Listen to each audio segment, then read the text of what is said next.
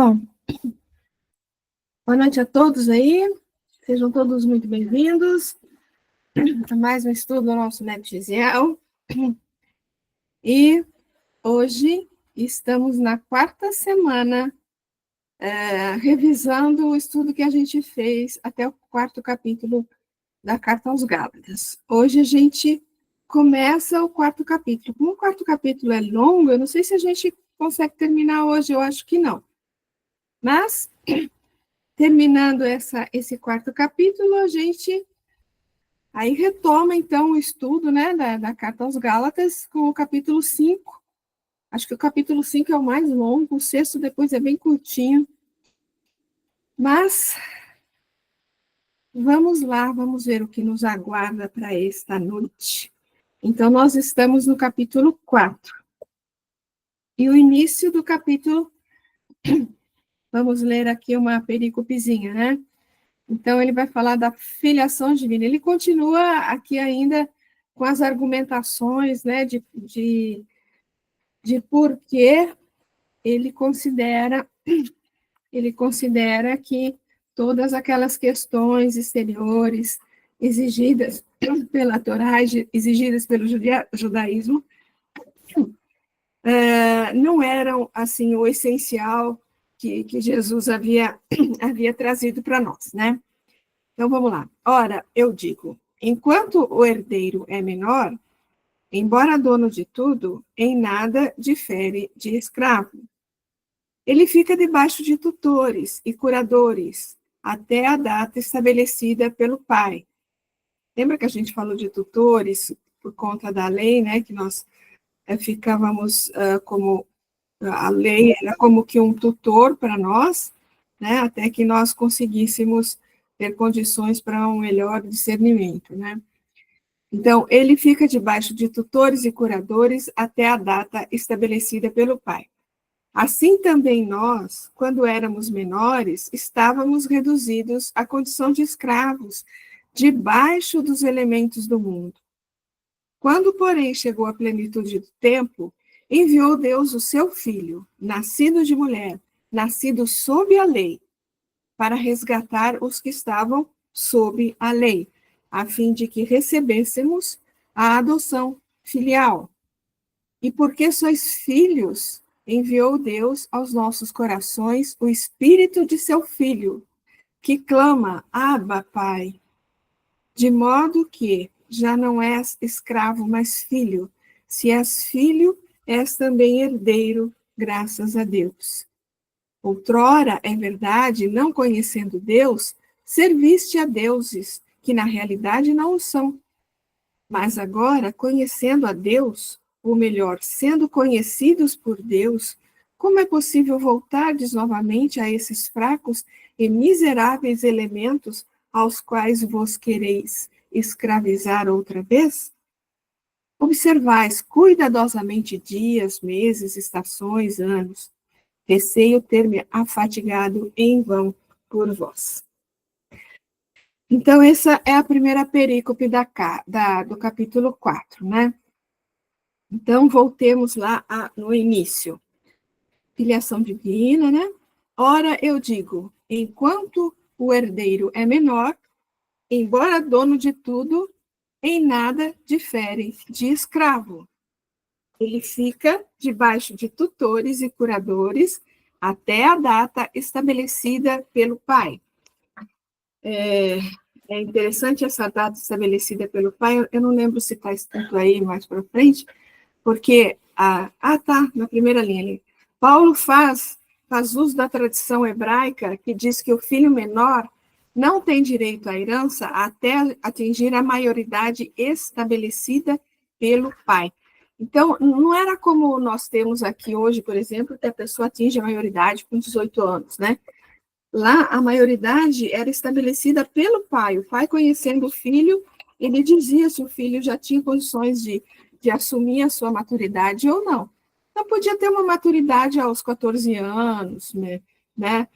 Ou alguns acima, né? 20 anos, sei lá, dependia da condição do filho, né? E da condição do pai entender a a capacidade, a disposição ali do filho, né? Até aí, ele fica sob a tutela de tutores, professores que o orientam para a vida. Assim acontece conosco. Enquanto não somos capazes de fazer uso de nosso livre-arbítrio, somos conduzidos pelos emissários divinos. Até no nosso planejamento reencarnatório, né, quando a gente estuda isso, a gente vê muito isso, né? Quando a gente não tem condição de resolver, de realmente discernir o que é melhor para a gente, o planejamento é feito por espíritos mais elevados, né, que nos auxiliam, né? Enquanto menores espiritualmente, somos servos da matéria, sob a tutela da espiritualidade e escravos da nossa própria imperfeição. A primeira fase, a da imaturidade, somos servos da lei e dominados pelos fatores exteriores. Na segunda fase, a do amadurecimento, é a que inicia com a compreensão do Evangelho, que nos habilita a conquistas superiores. Com a maturidade, caminhamos sem se comprometer mais com a vida. Quem são os curadores e tutores? Elementos que nos constrangem, nos disciplinam para nos manter mais próximos do caminho do bem. Lembra que a gente comparou isso com a lei? Lembra? Na semana passada? Né? Que a gente falou, enquanto a gente não tem tudo bem, o senso moral, o senso cristão bem sedimentado no nosso coração, a gente faz ou deixa de fazer algumas coisas porque está na lei, até hoje é assim, né? É hoje. Com o amadurecimento, ficamos mais livres e mais senhores do livre-arbítrio. No princípio, servo por imposição da lei, depois, mais consciente, servo, senhor, que serve para se desvincular da lei. É a obediência cega sendo transformada em liberdade obediente, a única que nos fará capazes de dirigir o nosso destino sem maiores contratempos. É aquela questão, né, da obediência a Deus, que às vezes é tão mal compreendida, né? Mas se você tem essa consciência esclarecida, né, das leis divinas, da lei moral, tal, você se torna obediente às leis divinas, né? Quando você não tem esse discernimento, você ainda é desobediente, vamos colocar entre aspas aí, desobediente. Pessoal, vocês querem comentar alguma coisa? Na verdade, isso que está aqui, ele já falou, né? Ele tá falando aqui ele está usando outras palavras para dizer o que ele já tinha falado a respeito da lei, que nós somos, temos aí os tutores, enquanto a gente ainda, né, como a gente não atingiu a nossa maturidade, né? Aqui ele está falando a mesma coisa que ele já falou, como a gente comentou, né? É aquela questão da espiral, né? Ele volta no mesmo lugar, mas cada vez que ele volta, ele acrescenta alguma coisa e volta no mesmo lugar, acrescenta mais alguma coisa e vai subindo, vai acrescentando informações, né? Tudo bem? Continuamos, então? Então tá. Hã? Quem foi? Pode falar. Não sei quem é, pode falar. Eu, Val, Sheila. Fala, querida. Ô, Val, eu não entendi direito esse negócio de... Assim, mesmo os servos têm livre-arbítrio, né? Em algum nível, né? Os escravos também têm livre-arbítrio em algum nível. Eu não entendi direito essa questão de... Eu acho que lá no começo do princípio inteligente e até nos primórdios do ser humano, a gente era mais tutelado pela espiritualidade, porque a gente era muito ignorante, muito ignorante. Mas teve um momento, que eu não sei qual é, talvez a Bíblia fale isso, não sei, que nós conseguimos superar essa infância espiritual. E aí a gente começou a fazer uso do nosso livre-arbítrio e a responder por escolhas de alguma forma. Mesmo, aí, e de lá para cá, somos tutelados por lei, por senhores, enfim, hoje, como fala, regras sociais, enfim, né? Então, a gente usa de livre-arbítrio mesmo sendo tutelado, certo? Com certeza, querida, com certeza. Eu acredito que deixa eu montar aqui, peraí, nessa fala dele, Hum, e aqui nesse comentário, acho que esse comentário é do Cláudio Fajardo, né? Ele está fazendo exatamente essa comparação que você fez, hum. entendeu? Comparando assim com a história da humanidade, até um certo ponto, nós não tínhamos, provavelmente tínhamos um livre-arbítrio, mas bastante reduzido, éramos mais conduzidos do É que porque a quem muito sabe, mais será solicitado. A quem pouco isso, sabe, não dá para isso, ficar cobrando de uma criança para, né, dela saber das coisas. Então, isso. mas de lá para cá, ainda que nós sejamos tutelados por uma série de coisas, nós respondemos, né, pelas nossas escolhas. Com certeza. Agora, o que eu tenho a impressão que a comparação que ele está fazendo aqui, de liberdade, de escolha, vamos dizer assim, de livre-arbítrio, né? É que quando eles estavam completamente debaixo da lei, era como está na última frase aqui, obediência cega. Então, eles cumpriam aquilo sem raciocinar. A lei mandava, né? Acho que era a tradição, mais a tradição oral do que a Torá, né? Tinha que fazer aquilo, eles faziam cegamente, sem pensar se precisava, se não precisava, entendeu? Então, era uma coisa assim, conduzida mesmo através da lei. A partir do momento que Jesus vem e mostra, esclarece que essas coisas todas não levam a nada, mostra a diferença entre as questões exteriores e as questões interiores, aí eles começam a discernir e aí eles vão escolher, eu vou fazer ou eu não vou fazer. Entende? Eu acho que é essa comparação que ele faz. Ele compara realmente com a evolução da humanidade, eu acredito, é lógico, como você falou, né? Mas eu acho que essa obediência cega aí é como se ele não tivesse escolha, ele tem que fazer aquilo, porque está na lei. Porque se ele não fizer, na verdade, algumas vezes era castigado mesmo, tinha castigo mesmo, né? Então, eram punidos ali pelo Sinédrio, pelos doutores da lei e tal, né? Então, aqui, porque essa carta, como a gente já falou várias vezes, é conhecida como Carta da Liberdade. Então, ele mostra que você pode discernir entre todas aquelas coisas exteriores o que você quer fazer, o que você não quer fazer. O que é essencial para você e o que não é essencial para o seu crescimento, né? E não que ele vá totalmente contra, a gente já chegou a falar nisso, né? Ele deixa a liberdade de você escolher.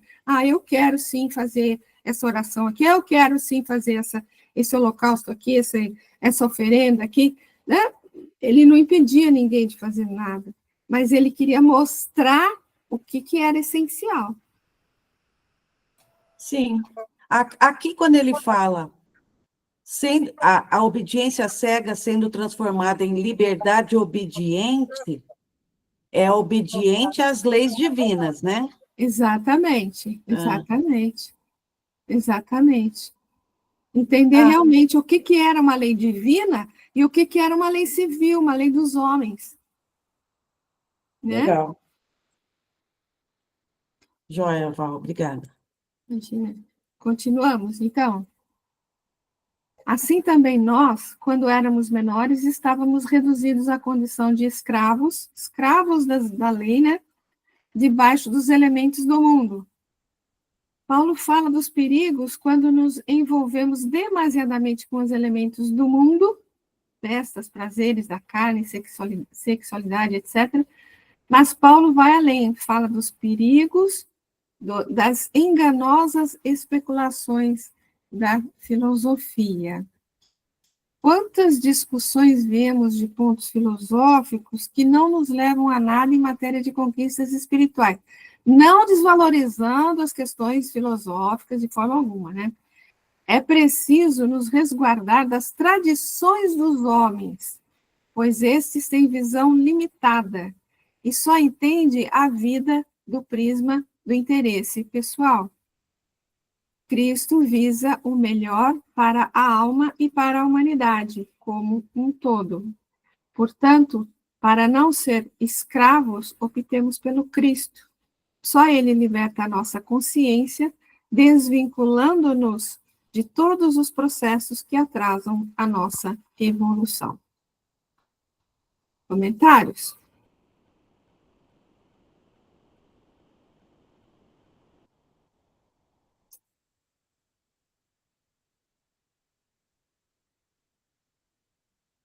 Então vamos. Quando, porém, chegou a plenitude do tempo, enviou Deus o seu Filho, nascido de mulher e nascido sob a lei. Quando chegou a plenitude dos tempos, ou seja, o momento em que, pelo menos parte da humanidade já estava preparada para receber a segunda revelação, né? Fazia parte da tradição hebraica a crença que Deus enviaria o Messias, um rei ungido pelo Senhor, que libertaria o povo do domínio estrangeiro. Seria uma era de plenitude dos tempos, a era messiânica, que marcaria a implantação do reino de Deus na terra. Para nós, espíritas, isso representaria o mundo de regeneração. Paulo entende que existe todo um processo, um planejamento pré-estabelecido por espíritos superiores que dirigem a evolução planetária. A antiga aliança se refere a Abrão, né? Era uma preparação para a nova aliança, onde seria cumprida a promessa através do Cristo. Vamos lá. Paulo dizendo que Deus enviou seu Filho, nos faz entender que ele já existia antes, o que vem comprovar a ideia da pré-existência da alma e da reencarnação, né? Mais que isso, quando nos fala que o Filho foi nascido de uma mulher, ou seja, sujeito à lei divina, ou seja, descarta a ideia de Jesus ser Deus e fruto de um nascimento especial que derrogaria a lei do orbe, ou a lei de Deus, né? Portanto, descarta a ideia de nascimento virginal, como era o entendimento do cristianismo do primeiro século. O mesmo acontece de maneira individual. Chegada à plenitude dos tempos, nosso amadurecimento espiritual, Deus permite, isto é, a lei proporciona que nasça o Filho em nós, que é o Cristo interior, proporcionando nossa conexão com os sentimentos superiores vindos do Pai. Nascendo assim, após diversas encarnações, a nova criatura. Quando ele fala que Deus permite, né, que nasça o Filho em nós, eu acho que é um permite entre aspas, porque é uma conquista nossa, né? É uma conquista nossa. Então, ele permite no sentido de mais proporciona muitas oportunidades anteriores para que a gente chegue nesse momento e tenha a condição de perceber, né, o Filho de Deus, o Cristo, o nosso Cristo interior. Quem é? Pode falar. Quando ele fala Deus permite, de alguma forma, porque Deus mergulhou todo mundo numa lei, que ele que fez, que é a lei do progresso. Então, com essa lei e outras, né, inclusive a lei de destruição, e todas as questões que a gente conhece, né, de reencarnação, de sempre ter a oportunidade de renovar, né, de revisitar aquele erro né, e, e crescer a partir daí, de certa forma, Deus permite, porque ele que fez essas leis, né?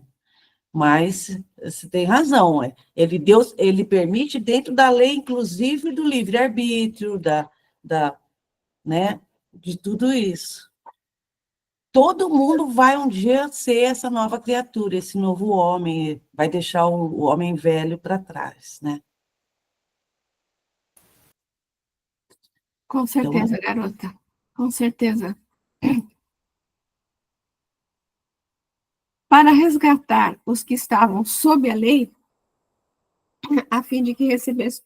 Porque essa é uma continuação dali, né? Olha, quando, porém, chegou a plenitude do tempo, enviou Deus o seu filho, nascido de mulher, nascido sob a lei, para resgatar os que estavam sob a lei, a fim de que recebêssemos a adoção filial. Jesus é responsável por nos guiar no processo reeducacional. Quando fala em resgatar, né, os filhos que estavam sob a lei, resgatar no sentido de, olha, eu estou mostrando uma nova visão para vocês, vocês não precisam ficar tão presos a todas essas questões aí, todos esses cultos, todas essas questões espirituais, exteriores aí, né? Então, ele vem mostrar para a gente o caminho, né? Eu sou o caminho, a verdade e a vida, né? Assim, é correto dizer, e Paulo mostra, que sabia disso. Jesus tinha por objetivo resgatar os que estavam sob a lei. Resgatar, libertar, livrar do cativeiro. O espírito redimido é aquele que já se acha liberto das vinculações transitórias oriundas da matéria e do interesse pessoal. Portanto, a missão de Jesus é a libertação definitiva da criatura das injunções materiais. Os que estavam sob a lei, como ele fala aí, né? Para resgatar os que estavam sob a lei, somos todos nós que ainda não aprendemos a desvincular-nos dos processos materiais de toda a espécie.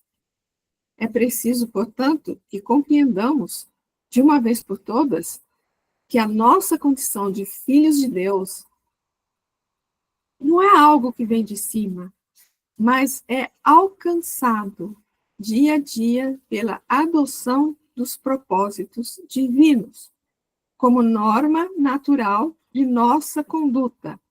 É desse modo, conquista. Então, quando a gente fala, ele veio resgatar, tá, ele veio resgatar como? Mostrando para a gente o caminho, porque, na verdade, depende da nossa conduta, da nossa conquista, como a gente já falou anterior e como está aqui no final, né? É desse modo, conquista, né? Tudo bem, pessoal? Tudo? Todos vivos, respirando normalmente, sem auxílio de equipamento? Vamos lá. E porque sois filhos, enviou Deus aos nossos corações o Espírito do seu Filho, que clama, Abba, Pai. Como somos filhos e temos um Pai um Pai misericordioso, como estava previsto, nos enviou o Filho unigênito, que já realizou a evolução, tornando-se Cristo, para nos ensinar o caminho para a nossa redenção definitiva em espírito. Quando ele fala filho unigênito, né? Unigênito é porque é filho um só, né? Teve um só filho, então ele é um filho unigênito. Mas como assim, né? Nós não somos todos filhos de Deus, né? Mas esse termo, né, utilizado, às vezes de primogênito, filho primogênito também, né? É a questão de dizer que Jesus era o único para nós aqui na Terra, né? Era o único que até então já tinha conseguido, já tinha, como ele está aqui, né? Já tinha realizado a evolução e já era um espírito crístico, né? Era o único que conseguiu nos mostrar o reflexo mais real do Pai, né? Mais fidedigno do que era o Pai, né? Então, é por isso esse unigênito, né? Porque senão todos nós seríamos bastardos, né? Não é o caso. Fala, querida. Val, É, o Haroldo fala que Jesus foi o Cristo da Terra, tem outros Cristos de outras terras, outros orbes. E então Deus teria outros filhos, né? Jesus não seria, considerando esse pensamento, que eu não sei se é verdade ou não, como saberemos, né? Nunca saberemos.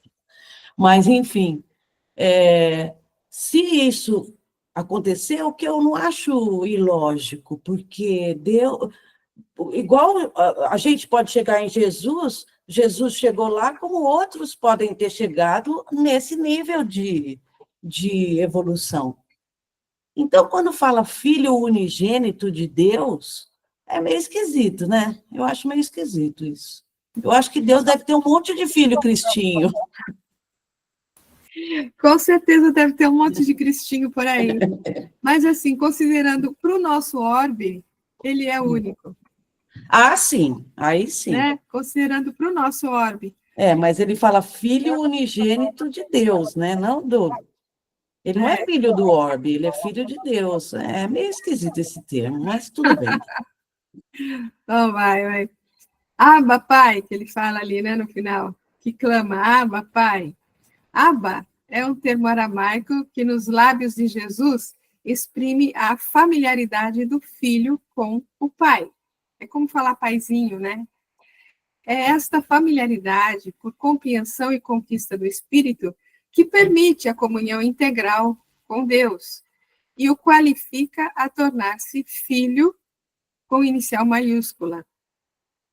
Como depreendemos das palavras de Jesus na oração dominical, a vontade do Pai se fará por ser ela lei. Portanto, ajustar-nos a essa vontade com entendimento pleno é o grande desafio que todos temos em nosso atual estágio evolutivo. Podemos seguir? Algum comentário? Sem comentários? Vamos lá. De modo que já não és escravo, mas filho. E se és filho, és também herdeiro, graças a Deus. Então, vamos ver. A vida muda a partir do momento em que o Cristo é desperto em nós através de Jesus. Ninguém é mais o mesmo após ser tocado pelo Mestre no campo do sentimento. Se antes nós fazíamos o bem e nos afastávamos do mal apenas por regras religiosas, depois do entendimento do ensino de Jesus, as ações vêm de forma natural e espontânea. Paulo nos fala que éramos servos, ou seja, aquele que faz por obrigação. Aceitando o Cristo, nos tornamos filhos, aquele que opera de acordo com a lei do Pai, por compreender que este é o melhor caminho, o que mais facilmente nos conduz à felicidade. Tudo que é do Pai é por direito também do Filho. Deste modo, todos também, desse modo, somos também herdeiros de Deus.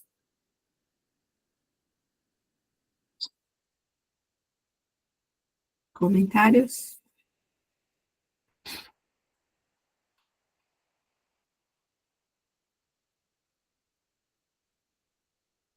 Seguindo um pouquinho mais. Outrora, é verdade, não conhecendo Deus, servistes a deuses, que na realidade não são. E ali em Gálatas tinha muitas pessoas, muitos espíritos que ainda passaram pela fase de acreditar em muitos deuses, né? Nem todos eram hebreus ali, né? Mas agora, conhecendo a Deus, então, servistes a deuses que na realidade não são, mesmo porque ele põe letra minúscula aqui, né? Não eram deuses, era uma ilusão, um mau entendimento, mau conhecimento ali, né? Mas agora, conhecendo a Deus, ou melhor, sendo conhecidos por Deus, como é possível voltardes novamente a esses fracos e miseráveis elementos aos quais vos quereis escravizar outra vez? É aquela coisa, né, que eles estavam sendo conduzidos ali por por alguém que estava induzindo o pessoal a um caminho não tão correto com relação ao Evangelho do Cristo, né? Então, ele faz essa advertência, essa carta toda por causa disso, né?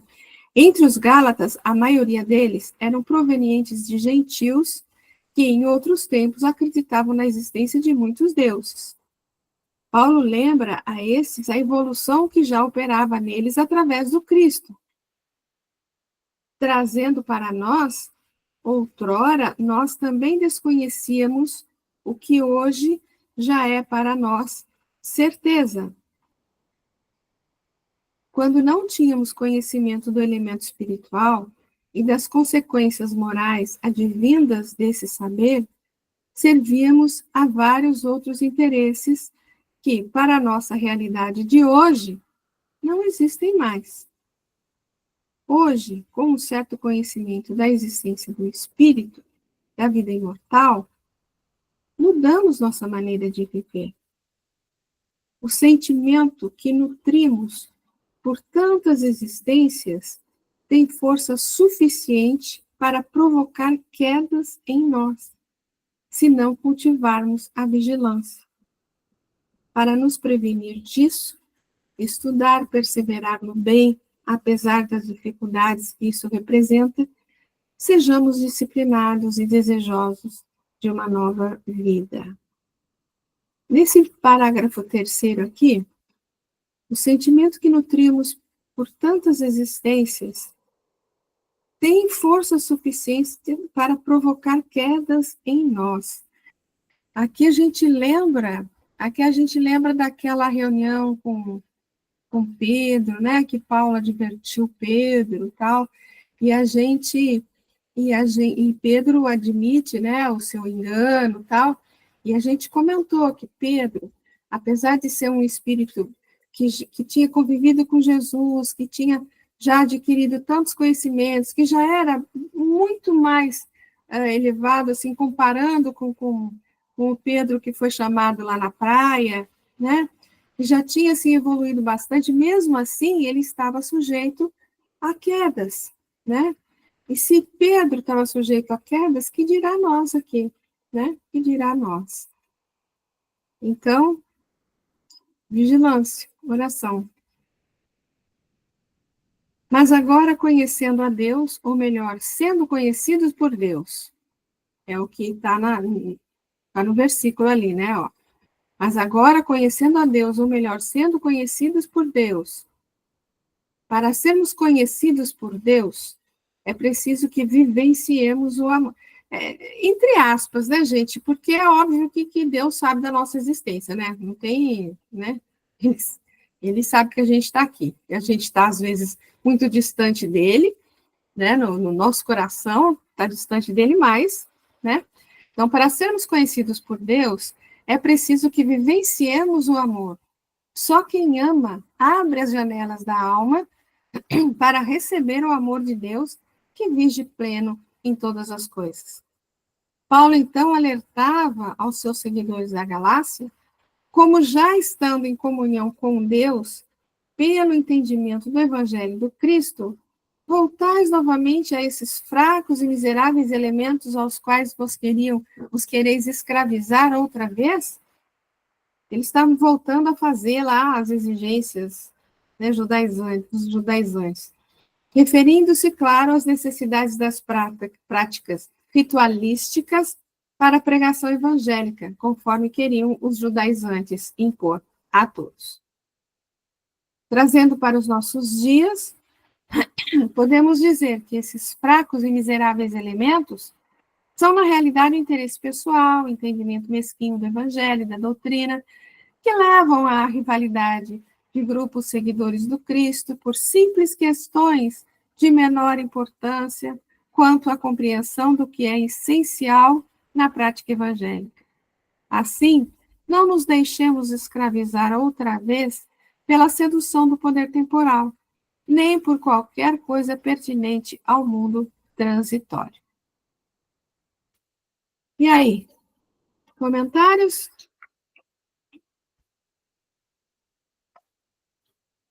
Pode falar. Então, será que o Paulo estava achando que as pessoas que estudassem o Evangelho e as lições que Jesus deixou, eles iam... Era uma coisa assim, eles não precisavam passar pelas encarnações, mesmo os judaizantes, eles iam... Sabe, a gente tem que errar para aprender, né? Então, a impressão que dá é que é fácil, é que os Gálatas tinham que, assim, sabe, se transformar. É que nem eu fico olhando muitas vezes os evangélicos que eles falam, aceita Jesus, sabe? Como se fosse assim, não é assim, né? Então, eu estranho esse chamado forte do Paulo, como se fosse fácil, como se fosse... Ele, talvez para ele, eu acho que o Paulo devia ser um espírito mais evoluído do que aqueles com quem ele falava, e que nós também. Talvez ele sentisse isso muito forte nele, né? Mas, né, será que ele não pegou meio pesado? Né? Porque faz 2000 anos que isso daí aconteceu, mais ou menos, e a gente está aqui na peleja, sabe, para ter Cristo, sabe, ter Jesus, nos transformar, né, nesse espírito mais evoluído e tal. Esse é o meu comentário só, Val. Eu não estou assim, não quero assim, né? Eu gosto muito do Paulo, muito do Paulo. Não quero falar mal do Paulo, mas eu estou achando assim que ele pegava muito firme, muito pesado e talvez tivesse que, como Jesus, entender, sabe? Entender. E Jesus também podia olhar uma pessoa e ver o que ela é passível, potencialmente de fazer, mesmo que não estivesse fazendo naquele momento. Eu entendo o que você está querendo dizer. É que a minha missão aqui é sempre defender o Emmanuel de você, agora defender o Paulo. Ai, meu Deus do céu, mas Sheilinha, você está certíssima, querido. Mas eu acredito assim que ele tinha passado um bom tempo junto com os Gálatas. Eu acho também que ele é duro, ele é firme, sempre foi, né? Duro, firme em todos os momentos, né? Mas ele tinha passado bastante tempo com os Gálatas. Lembra que ele ficou enfermo, passou lá um bom tempo com eles, né? Sim. Então, já tinha passado muitas coisas para eles e eles estavam convivendo, seguindo a orientação de Paulo, né? Que era a orientação que ele via dentro dos ensinos de Jesus, né? O que estava acontecendo é que tinha chegado ali um grupo de pessoas que estavam, ou já, lembra, no começo da carta a gente fala isso, né? Que ou queriam desmerecer ali as questões do Paulo, usavam o passado dele como sendo... porque ele estava querendo, a maior briga dele, entre aspas, era com relação à circuncisão, né?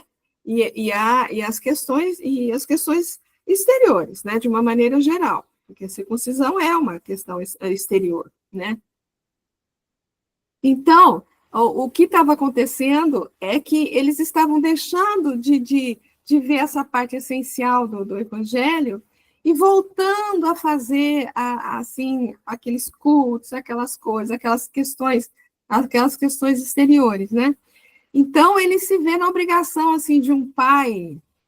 Lembra que ele tem um momento que ele fala das dores do parto, inclusive acho que é no capítulo 4 que ele vai falar. Ele se sente assim como um pai que precisa puxar a orelha do filho. Val, eu entendo perfeitamente isso, que ele quisesse resgatar e libertar as pessoas daqueles dogmas, daquelas coisas da lei, né? Mas olha essa frase: não nos deixemos escravizar outra vez pela sedução do poder temporal, nem por qualquer coisa pertinente ao mundo transitório. Meu Deus! Né? Mas isso aqui é para nós, inclusive, né? Então, é isso que eu digo, é difícil para nós, é difícil para todo mundo que está nesse mundo de provas e expiações, né? Ele fala assim, esse assim, ó, quer dizer, é assim, aceita isso daí e pronto, né? Eu não sei, viu, Val? Ai, Val, eu não queria te atrapalhar. Você não atrapalha, minha flor. De jeito nenhum, é uma observação sua bastante pertinente. Mas a Sueli vai esclarecer aqui para a gente agora o que acontece. Fala, Sueli. Não, eu não vou esclarecer nada, só vou dar minha opinião. O Paulo era um homem de muita fé e muito impetuoso em tudo que ele fazia. Então, com essa personalidade que ele tinha, ele não ia dizer para o pessoal, tá bom, pessoal, eu sei que é difícil, vocês podem errar um pouquinho. Eu entendo o jeito do Paulo, entendeu? Para uma pessoa no temperamento que ele tinha. Então, ele não ia falar. É a mesma coisa quando a gente está falando de espiritismo, quem é o nosso modelo? Jesus, que é um modelo ainda muito difícil para a gente seguir. Mas a gente vai falar o quê? Do Joãozinho da esquina que erra que nem a gente? A gente tem que falar do maior. Então, ele sempre queria botar todo mundo para frente, para cima.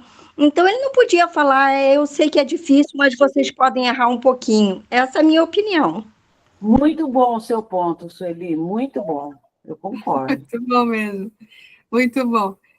Denise, querida? Eu acho assim, que a gente tem... Primeiro que ele tinha que plantar sementes, né?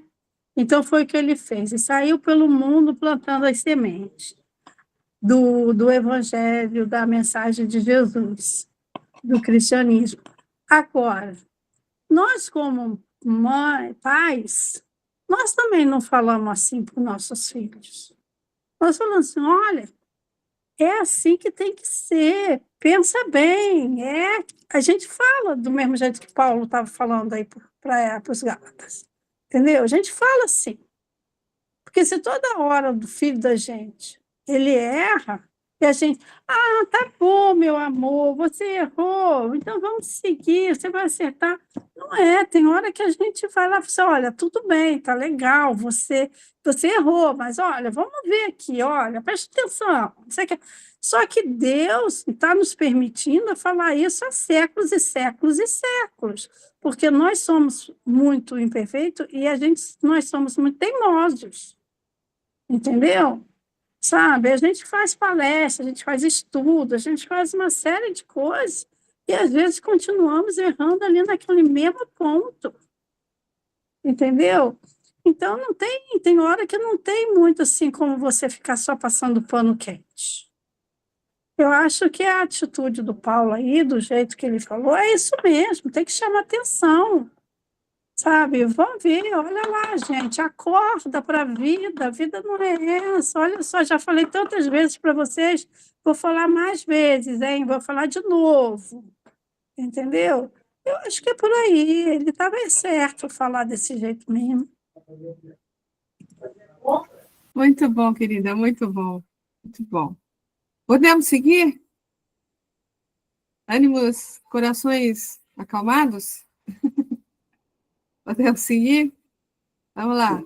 Sim. Observais cuidadosamente dias, meses, estações, anos. Que história é essa, né, gente? Falar de dia, mês. Receio ter-me afatigado em vão por vós.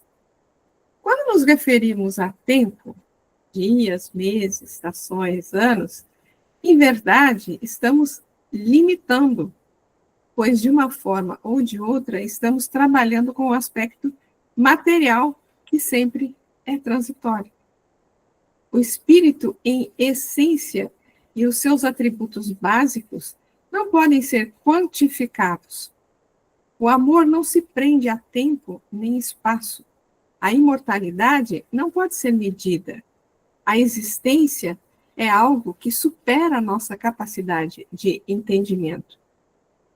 Assim, toda vez que, em nome do Evangelho, nos preocupamos com aspectos que dizem respeito a tempo, a números, estamos nos afastando do entendimento essencial por estarmos quantificando, isto é, valorizando mais o que é possível de ser medido em detrimento do sentimento espiritual que nos escapa. Podemos avaliar a consequência de um abraço, de um gesto de cortesia, de um sorriso cristão? Entretanto, insistimos em medir o número de prosélitos, a quantidade de pessoas presentes a uma reunião doutrinária, o volume de alimentos arrecadados, isso tudo para não dizermos do valor que damos aos títulos dos companheiros que desempenham determinadas tarefas no campo de exposição doutrinária ou de qualquer trabalho de serviço evangélico.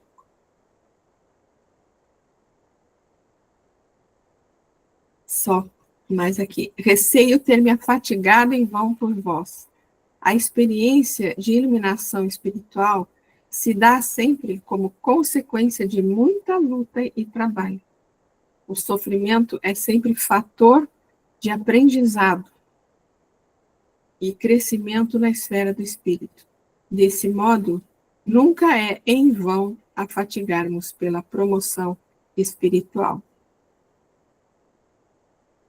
Comentários.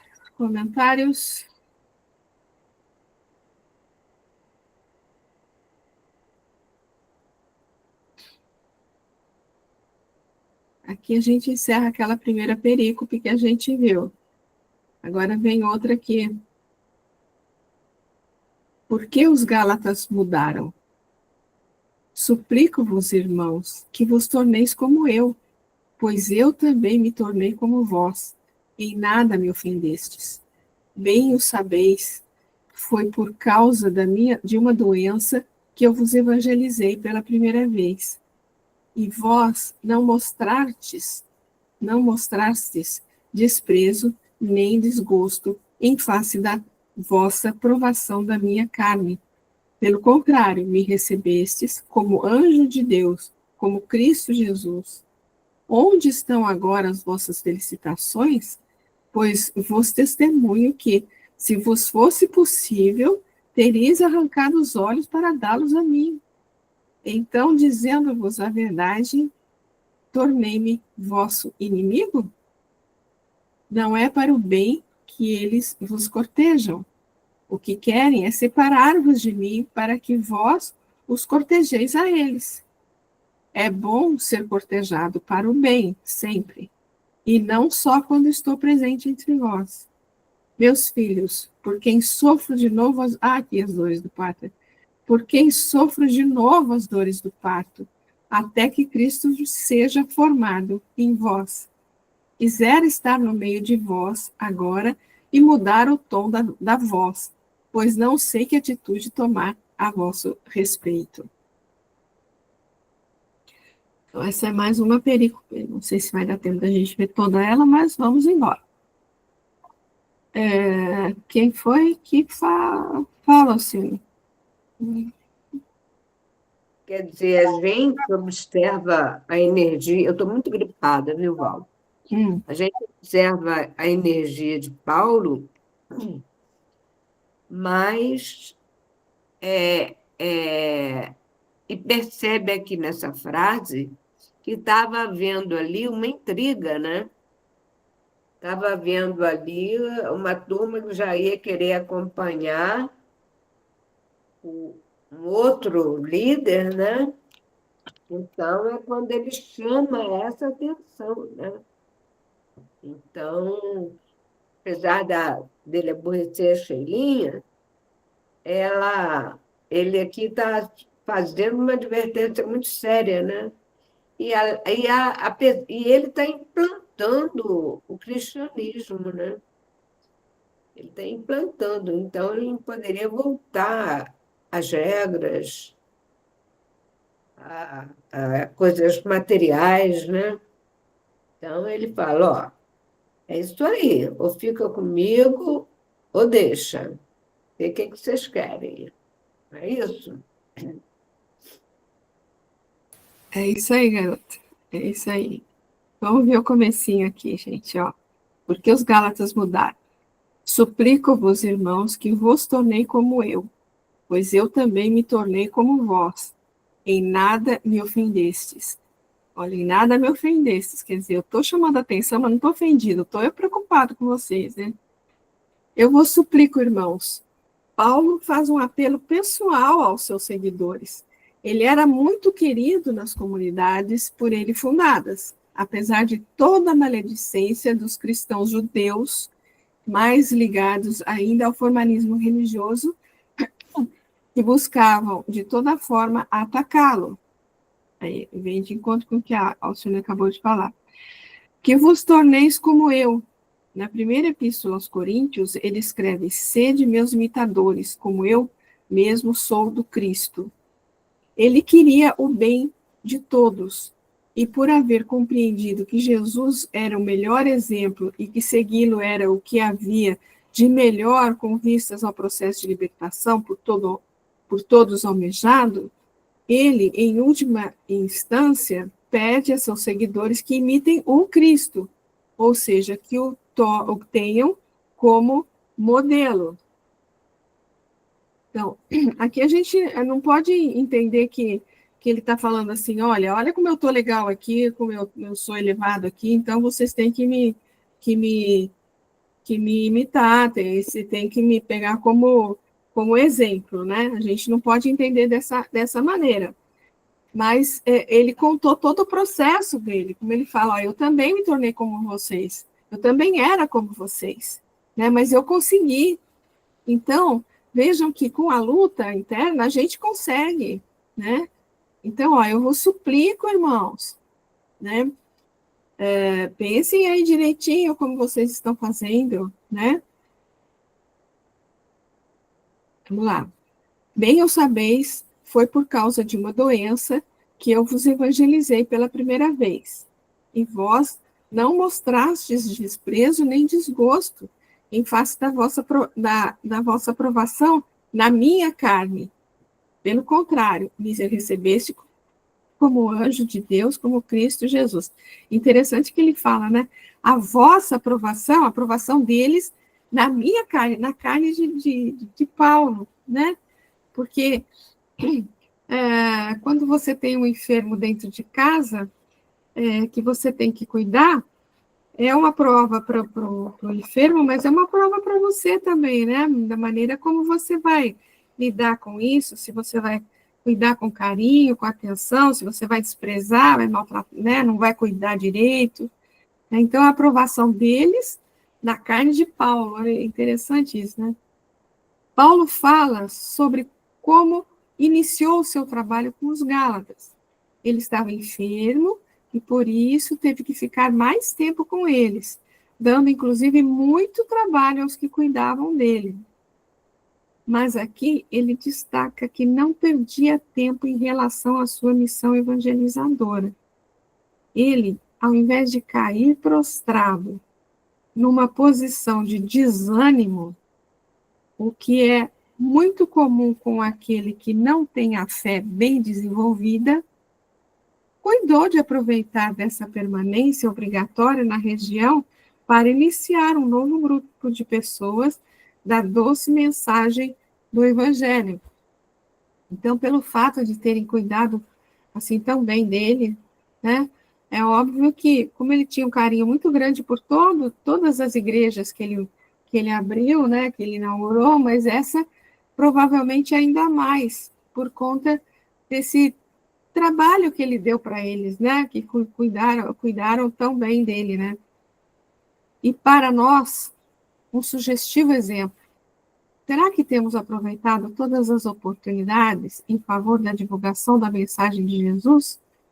A expressão bem sabeis mostra que eles sabiam disso e que todos eram íntimos deste grande servidor da seara de nosso Pai, Criador. Muito temos reclamado quando a vida nos dá a oportunidade de uma enfermidade corporal.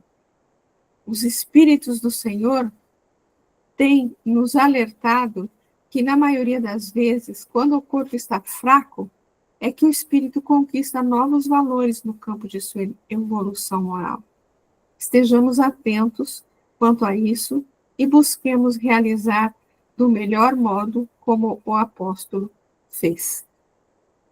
Paulo pedia aos amigos da Galácia um pouco de coerência, pois os Gálatas receberam Paulo, num primeiro momento, com todo carinho, compreenderam sua missão e o trataram, conforme ele mesmo relata, como um mensageiro do Eterno, como se o fizessem ao próprio Cristo Jesus. Porém, quando a dificuldade surgiu através dos adversários do apóstolo, eles esqueceram tudo isso, voltando aos velhos costumes. Comentários, crianças?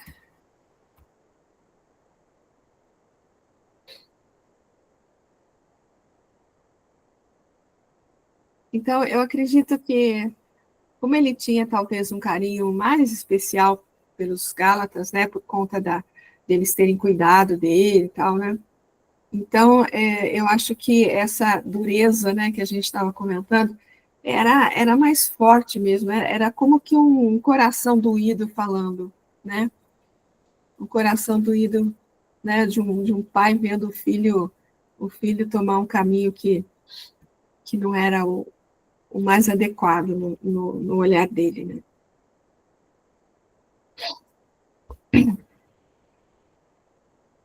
Então, vamos lá. Eita. Onde estão agora as vossas felicitações? Pois vos testemunho que, se fosse possível, terias arrancado os olhos para dá-los a mim. Óbvio que isso é uma força de expressão aí, né? Com o passar do tempo, é muito comum o entusiasmo pelo estudo, ou pela doutrina. Diminuir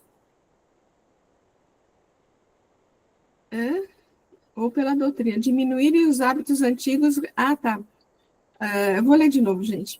Com o passar do tempo, é muito comum o entusiasmo pelo estudo ou pela doutrina diminuir, e os hábitos antigos retomarem o lugar que havia sido perdido. Nesse momento, podemos aplicar o questionamento do apóstolo dos gentios. Que é feito do vosso entusiasmo?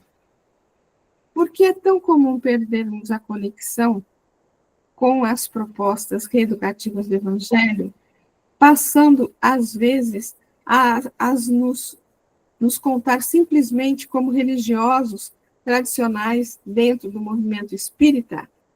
Essa reflexão deve ser feita individualmente por cada um. Dindiminha?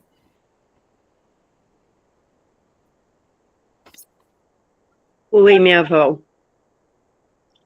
Me desculpa, eu estou com a câmera fechada, Feliz, porque a minha internet está assim, ó, caindo toda hora, eu já caí, já entrei de novo. Aí eu deixei a câmera fechada.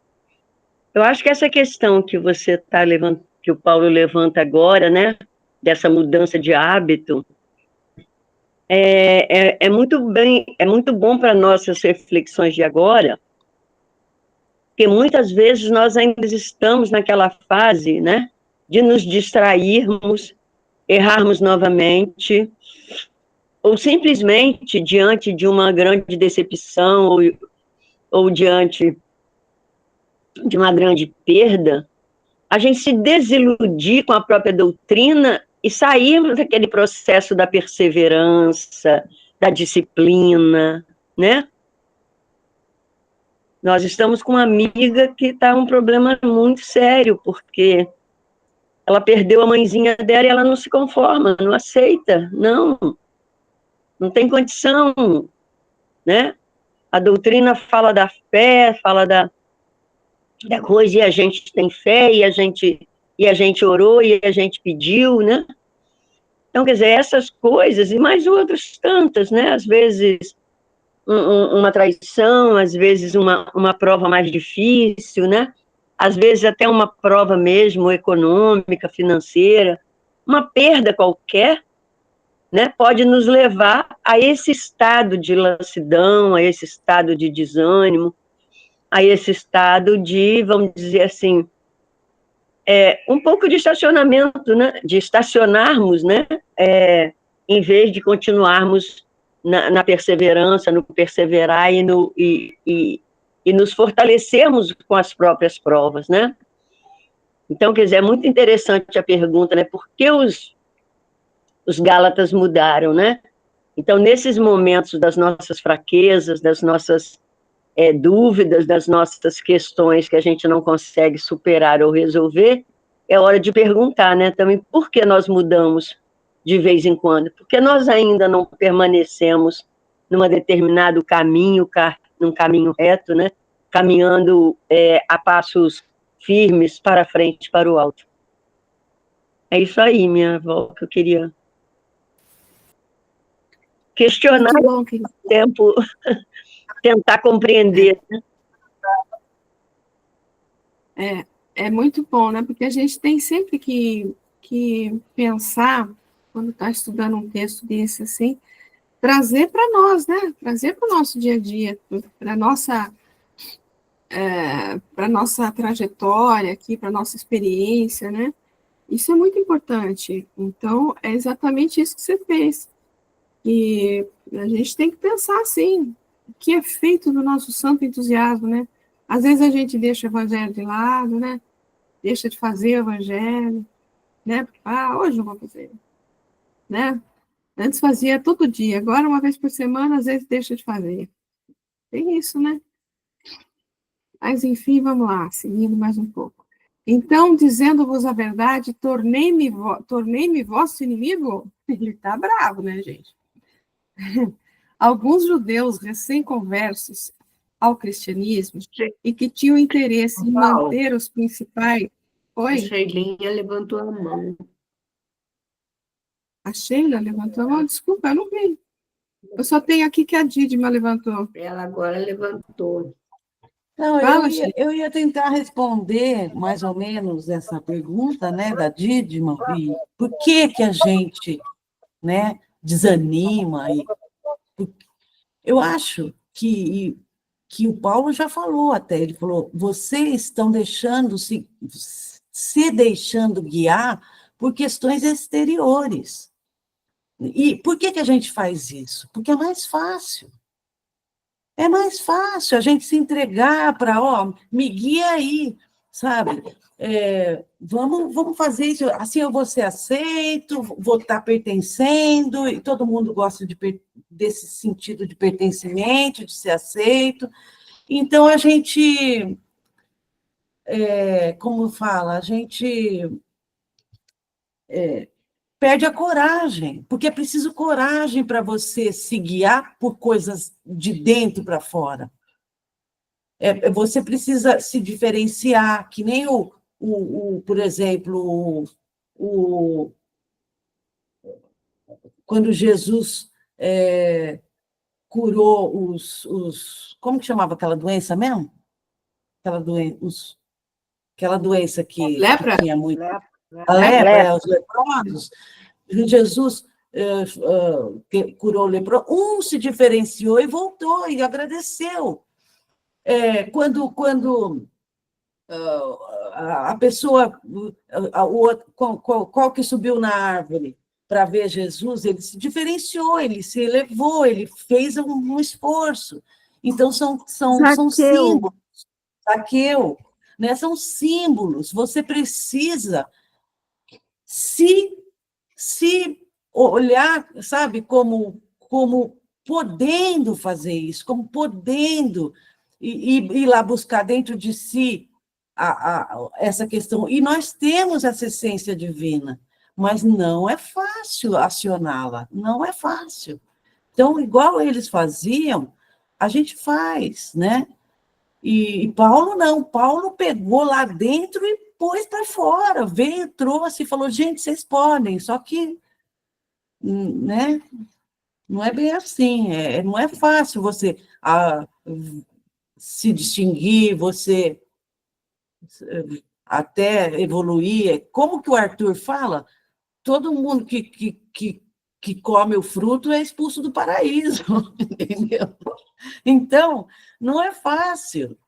Não é fácil para ninguém. A gente vive com o outro, a gente vive em sociedade, a gente está no mundo e precisa também reconhecer isso, sei lá.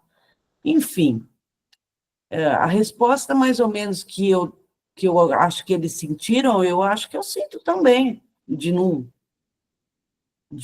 sabe, não me converter de vez e não ser esse espírito aí, né, tão desenvolvido.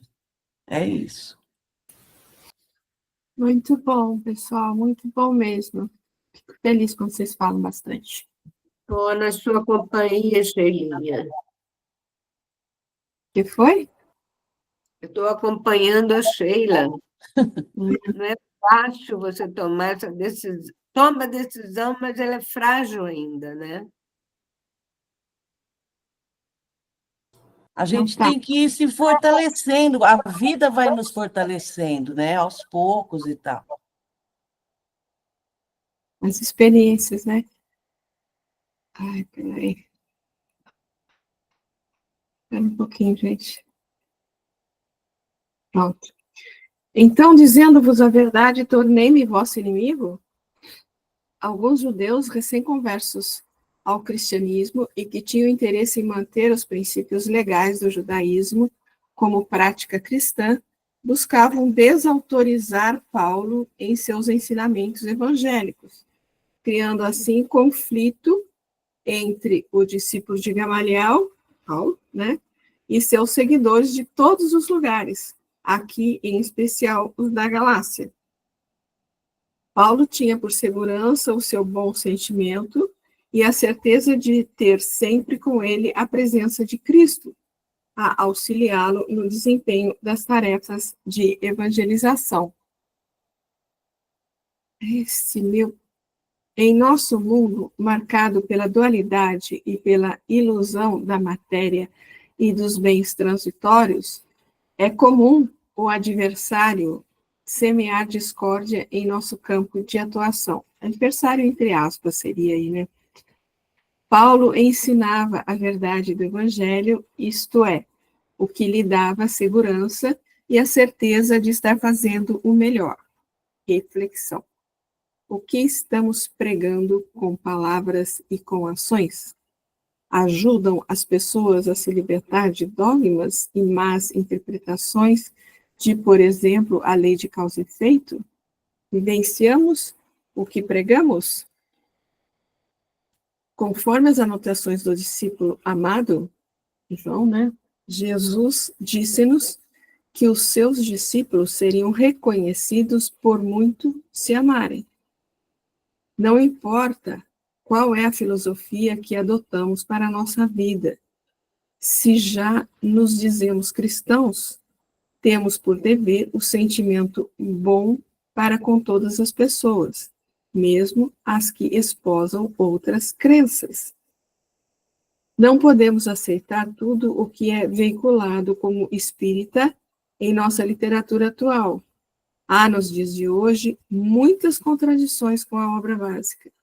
Porém, daí a expressarmos sentimentos ruins e anti-evangélicos para com estes, e por engano divulgam tais conceitos antidoutrinários, é outra coisa.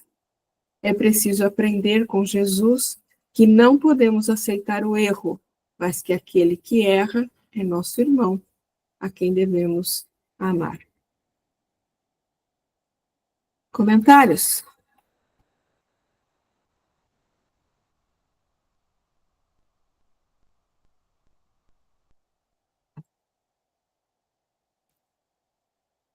Não é para o bem que eles... O que foi? Alguém falou alguma coisa? Eu queria falar, na atual condição que a gente ainda se encontra, né, Val? A gente ainda tem que compreender que o outro, né? Se a gente é capaz de errar, né? O outro também. Então, quer dizer, nesse momento a gente tem que ter a compaixão, a compreensão, né? Até que ele, vamos dizer assim, numa oportunidade, possa rever, né? Os seus próprios erros e as suas próprias atitudes. Perdão, minha filha, te interromper, desculpa, filha. Imagina, que isso. Tem mais é que interromper mesmo. E, às vezes, essa coisa que, né, a quem devemos amar, né, amar os inimigos, essa coisa assim, às vezes assusta muito as pessoas, né? Às vezes, fala, nossa, Jesus está pedindo demais aqui. Eu aconselho a leitura do capítulo, eu não lembro que capítulo que está no Evangelho segundo o Espiritismo, que fala de amar os inimigos, que Kardec explica bem como é essa questão de amar os inimigos, né? Porque ele fala que a gente não pode, por exemplo, deixa eu até ver se eu acho aqui, né? Ele fala que a gente não pode, por exemplo, peraí, 157, deixa eu ver se eu acho aqui. É interessante a maneira como ele fala, né? O capítulo... Eu já achei aqui, ó. Então, não obstante, geralmente nos equivocamos quanto ao sentido da palavra amor aplicada a essa circunstância. Jesus não pretendia, ao dizer essas palavras, que se devesse ter pelo inimigo a mesma ternura que se tem por um irmão ou por um amigo. A ternura pressupõe confiança. Ora, não se pode ter confiança naquele que se sabe que nos quer mal. Não se pode ter para com ele as efusões de amizade, desde que se sabe que é capaz de abusar delas. Essas pessoas que desconfiam umas das outras, não pode haver os impulsos de simpatia existente entre aquelas que comungam nos mesmos pensamentos. Não se pode, enfim, ter a mesma satisfação ao encontrar um inimigo a que se tem com um amigo. Aí ele fala da lei física, né, de sintonia, né, da sensação que a gente tem de um fluido complicado, tal, né? Então, mais abaixo ele fala assim, ó, amar aos inimigos não é, pois, ter por eles uma afeição que não é natural, uma vez que o contato de um inimigo faz bater o coração de maneira inteiramente diversa que o de um amigo. Mas é o quê? O que ele vai falar agora aqui? Mas é não lhes ter ódio, nem rancor ou desejo de vingança. É perdoá-los sem segunda intenção e incondicionalmente, pelo mal que nos fizeram. É não opor nenhum obstáculo à reconciliação. É desejar-lhe o bem em vez do mal. É alegrar-nos em lugar de aborrecer-nos com o bem que os atinge. É estender-lhes a mão prestativa em caso de necessidade. É abster-nos de atos e palavras de tudo o que possa prejudicá-los. É, enfim, pagar-lhes em tudo o mal com o bem, sem a intenção de humilhá-los. Todo aquele que assim o fizer, cumpre as condições do mandamento: amai os vossos inimigos. Então, porque às vezes assusta muito isso, né? Porque nossa senhora, estou fora, né? Não dá para fazer isso. Mas Kardec explica que realmente existe uma diferença aí de sentimentos, tal, mas é não fazer o mal, é não revidar, não se vingar, é perdoar, tem como a Didima falou, é entender que o outro também pode estar equivocado, né? Mas Kardec nos salva, né? Em muitos momentos. Vamos lá. Não é para o bem que eles os cortejam. Os que querem é separar-vos de mim, para que vós os cortejeis a eles. Então, estava tendo uma fofoquinha ali, né? Uma maledicência, alguma coisa ali, né? Assim adverte aos Gálatas. Eles que se empenham por vós, ou seja, que vos adulam, não o fazem com boas intenções. É muito comum alguns confrades nossos dizerem que o importante é a preservação da casa espírita. Outros dizem que o mais importante é a causa espírita. Aí perguntamos, qual é a verdadeira causa espírita?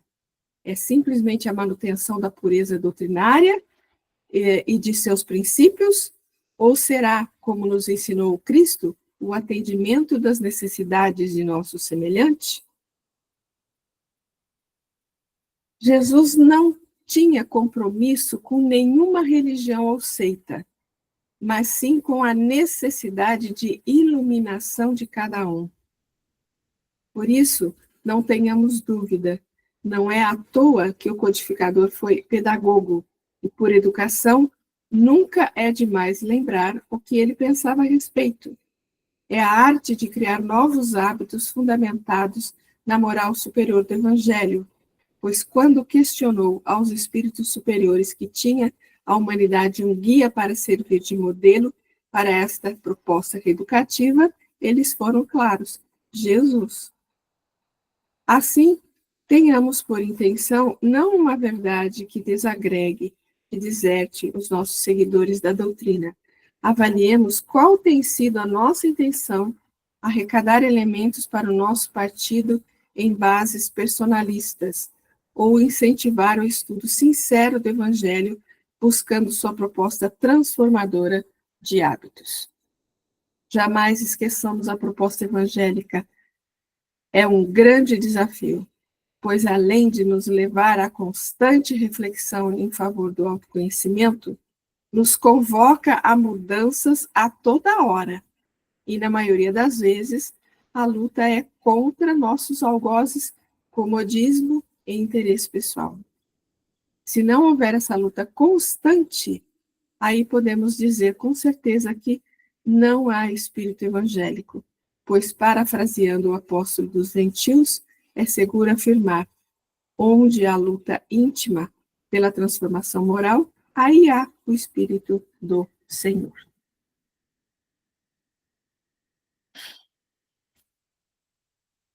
Comentários?